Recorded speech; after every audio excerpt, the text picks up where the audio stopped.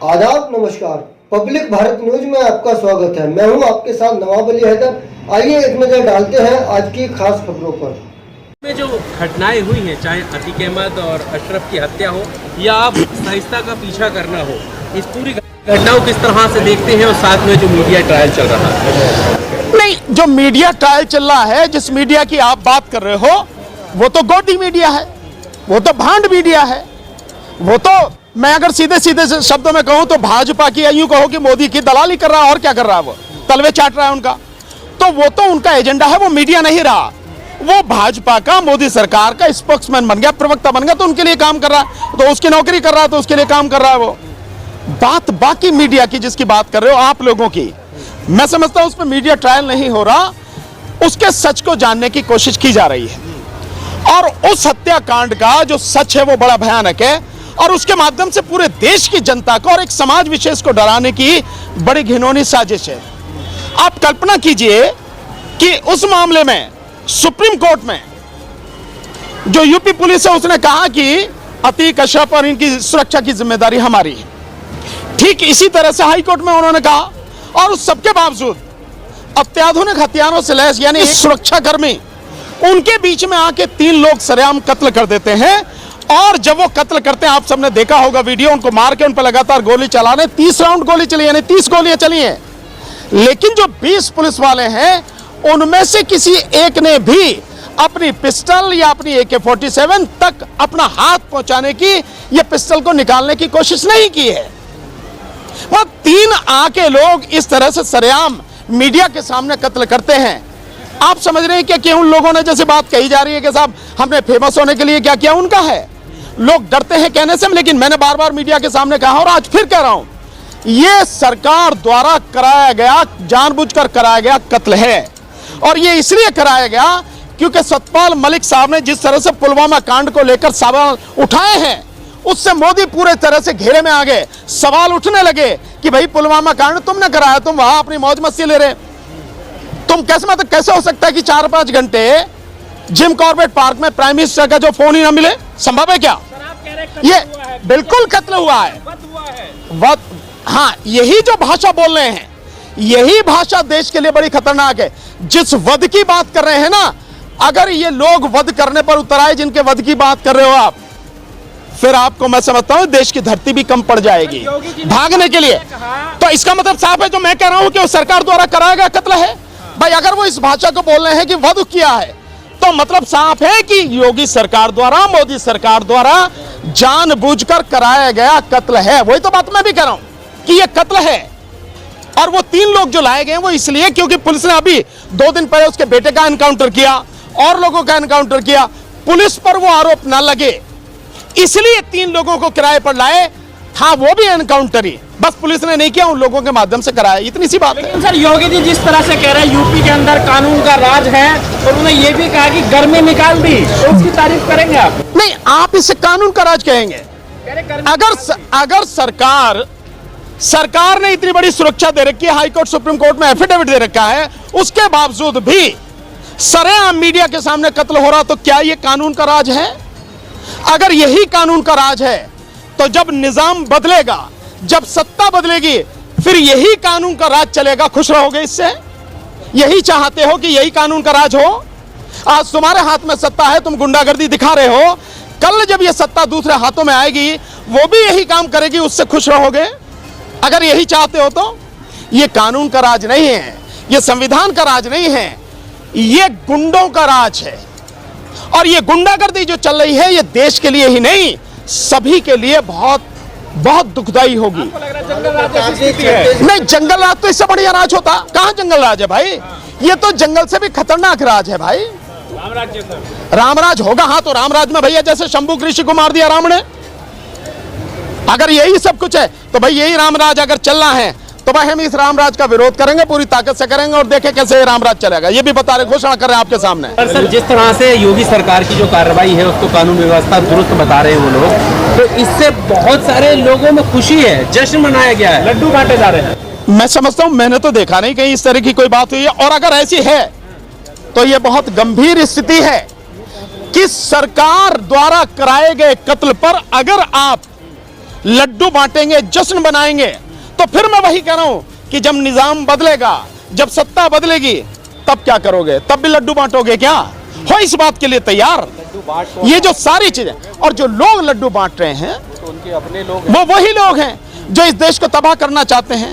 जो लड्डू बांट रहे हैं वो वही लोग हैं जिनका देश के संविधान में विश्वास नहीं है। वो वही लोग हैं जिनका कानून में विश्वास नहीं है, जिनका जो है सिर्फ और सिर्फ सत्ता उनके हाथ में बनी रहे, उसके लिए वो सारे काम कर रहे हैं। यही है सब क्या कुछ। अभी शाइस्ता परवीन जो फरार चल रही है उन पर जो है इनाम भी बढ़ाया गया है, तो क्या उनको कानून का साथ देते हुए सहयोग करना चाहिए, सरेंडर करना चाहिए? इस देश के हर व्यक्ति को कानून और संविधान के तहत काम करना चाहिए, हर व्यक्ति को, और वो सरकार हो तो उसकी ज्यादा जिम्मेदारी है। अगर कोई नहीं करता है, ये देश के लिए बड़ी गंभीर स्थिति है। पर जिस तरह की जो कार्रवाई चल रही है उसको लेकर सर आप क्या देखते हैं? क्या इस तरह के भी आरोप लग रहे हैं कि शाइस्ता परवीन मुस्लिम है, इस वजह से उनको ज्यादा निशाने पर लिया जा रहा है? यार मुसलमानों को दिख नहीं रहा है क्या? ये बार बार कहनी पड़ेगी कि मुसलमानों को किस तरह से टारगेट किया जा रहा, समझ में नहीं आ रहा। बार बार आपको टारगेट किया जा रहा है, और ये उस समय किया जा रहा है जिस समय एक तरफ देश का प्रधानमंत्री जो वो कहता पसमानदा मुसलमानों को साथ लाने के लिए, उनकी भलाई के लिए नौटंकी की जा रही है, और यही पसमानदा मुसलमानों का कत्ल किया जा रहा, फिर भी आपको नहीं दिखाई देता। और कुछ मुझसे दिखाने की, कहने की जरूरत है? मेरे मुंह से ही कहलवाओगे आप? ये सब कुछ सबके सामने हो रहा, सबको दिख रहा है क्या हो रहा है। बात आपको समझने की है। अगर आप नहीं समझेंगे तो यही हाल रहेगा, और जो हो रहा है शायद इससे भी बदतर होगा। इसलिए हम बार बार लोगों को जगा रहे हैं, बार बार लोगों को बता रहे हैं कि 2024 के लिए ईवीएम की लड़ाई में हमारा साथ दीजिए, और बैलेट पेपर से चुनाव करवाने के लिए हमारे साथ खड़े होइए, और बीजेपी को उखाड़ के फेंकिए, नहीं तो देश की क्या बुरी हालत होगी आपकी कल्पना से बाहर है। मैं बार बार बड़े जानकार है, आप सुप्रीम कोर्ट में प्रैक्टिस करते हैं, आपको क्या लग रहा है जिन 3 लोगों ने गोली चलाई उनके खिलाफ क्या कार्रवाई बनती है, कानून सम्मत? भाई ये जो सरकार जो बात कर रही है, जो एनकाउंटर की बात करती है, ठोको नीति की बात करती है, तो सरकार के पास तो था ठोक ही देना था भाई, कि भाई उन तीनों को वही ठोक देना था। क्या बात थी, क्यों नहीं ठोका? क्यों? क्योंकि बाकायदा सरकार द्वारा कराया गया ये सब कुछ काम। वो नारे किसी के भी लगा लो, इससे क्या फर्क पड़ता है? सतपाल मलिक जी का बयान आया है, उन्होंने कहा कि अगर बीजेपी 2024 में जीत गई तो देश बहुत बुरी स्थिति में चला जाएगा। यार अब सतपाल मलिक जी कह रहे हैं तो तुम भी ये बात करो, मैं तो इतने समय से कह रहा हूं। मतलब मेरी बात का कोई मतलब नहीं है, मैं इतने समय से कह रहा हूं कि बीजेपी अगर 2024 में जीतेगी, उसका एक कारण है केवल ईवीएम। ईवीएम रहेगी तो जीतेगी, आप नहीं हरा सकते, चाहे जितनी भी आप कुछ कोशिश कर लीजिए। ईवीएम हट गई, बैलेट पेपर से हो गया, तो 40 सीटें बीजेपी को नहीं आएंगी। और बीजेपी अगर जीतेगी तो सतपाल मलिक जी ने जो कहा है वो भी उनकी कल्पना में नहीं है, इस देश का इतना बुरा हाल होगा। मैं होम मिनिस्ट्री की जो रिपोर्ट है, इंटेलिजेंस की जो रिपोर्ट है, मैं उसके मुताबिक बता रहा हूं, 6 महीने में, जीतने के बाद 6 महीने में हिंदू राष्ट्र की घोषणा होगी, और इस देश में जो हाल होगा आपकी कल्पना से बाहर है। इसलिए बार बार जगाने की कोशिश कर रहा हूं, 2024 से पहले जागो। 2024 के चुनाव में बीजेपी को जड़ से उखाड़ के फेंको। यही तुम्हारा सबसे बड़ा धर्म है आज की तारीख में, यही तुम्हारा फर्ज है, यही तुम्हारा कर्तव्य है। अगर इसमें चूक गए तो फिर तुम चाहे जो करते रहो, कुछ बचेगा नहीं। पर आपने सारी बातें की, आपने कहा कानून का राज नहीं है, आप कह रहे हैं कि जुल्म हो रहा है, मुसलमानों टारगेट किया जा रहा है, लेकिन आपने अतीक को लेकर ये नहीं कहा कि अतीक माफिया था, उसने लोगों के साथ गलत किया, ये इसको आपने एक्सेप्ट। अगर कोई माफिया है या कोई भी है, या तुम भी माफिया हो या मैं भी माफिया हूं, इस देश में संविधान है कि नहीं है, कानून है कि नहीं है?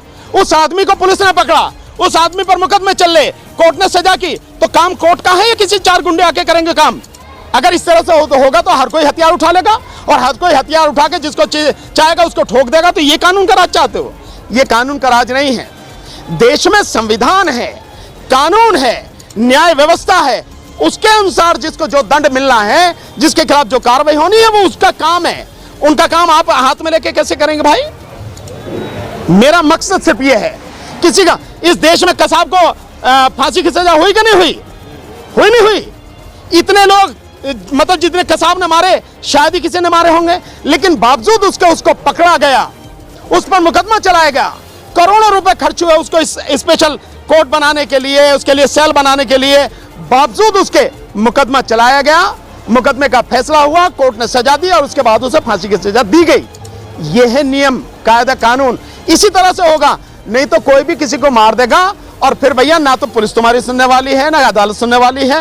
यही राज चाहते हो, बीजेपी वाले यही चाहते हैं। अगर आप यही चाहते हो तो आपकी इच्छा है। एनकाउंटर राज स्थापित हो गया, आपको लग रहा है? नहीं, एनकाउंटर चल रहा है, एनकाउंटर चल रहा है, बट एनकाउंटर का मतलब ये नहीं, एनकाउंटर का मतलब यस, ये जो डॉक्टर साहब कह रहे हैं ये है। बताओ डॉक्टर साहब इनको। एनकाउंटर का मतलब ये नहीं होता है। एनकाउंटर पहले डाकू होते थे, डाकू दोनों तरफ से गोली चलती थी। एनकाउंटर का मतलब ये नहीं होता है कि दोनों आदमी के हाथ में हथकड़ी हो और कोई भी आदमी आगे उसको मार दे।